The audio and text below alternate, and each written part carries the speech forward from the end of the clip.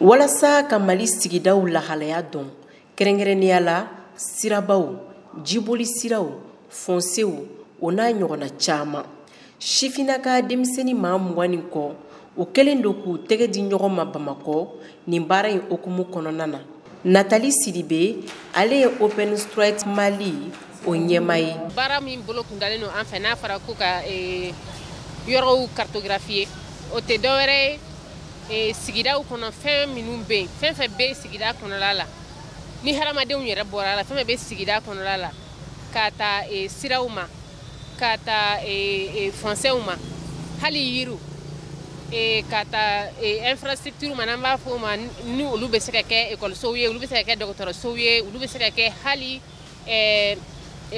ji kɔlɔnw ye a bɛ se ka kɛ worobinɛw fɛn fɛn bɛ sigida la k'a fɔ ko de bɛ se ka bɔ an b'o o ta ka a bɔ u ka subahana mansin sanfɛ ka baara kɛ n'a ye. An k'a dɔn k'a fɔ san o san samiya fɛ Mali kɔnɔ yan nɔ san bɛ tiɲɛniba kɛ a bɛ dankari maa dɔw yɛrɛ ni na ka sababu kɛ jiboli sira tɛ yan nɔ Bamako sigida 5nan n'o ye Dawudabugu ye ji tiɲɛni nɔ ka bon yen kosɛbɛ o kama a sigida kofɔlen lahalaya kalankɛla nin jɛkulu fɛ Adama Konate maire dakan 3nan don a ka fɔ la ko ni baara in nafa ka bon kosɛbɛ jamana kɔnɔ a fanba de bolila Dawudabugu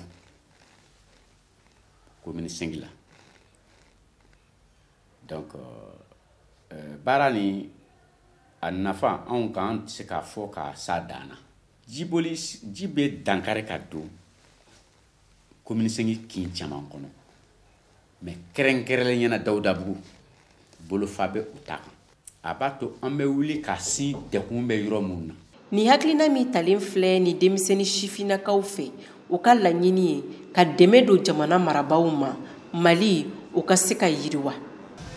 en tant que citoyen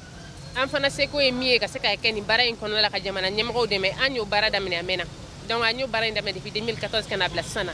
an ye baara kɛ yɔrɔ caman na Mali kɔnɔla la yan nɔ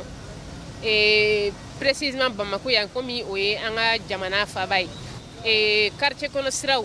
sirabaw an ye olu bɛɛ lajɛlen baaraw kɛ ka kɛɲɛ n'u ka baarakɛlenw ye Open Straight Map Mali u k'u b'a ɲini jamana marabaaw fɛ u k'u jukɔrɔma don nin baara in bɛ senna kabini san 2014 waati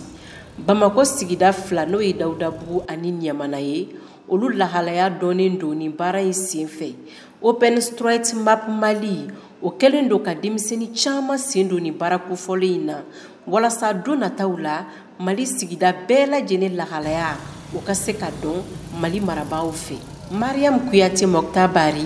VOA Bambara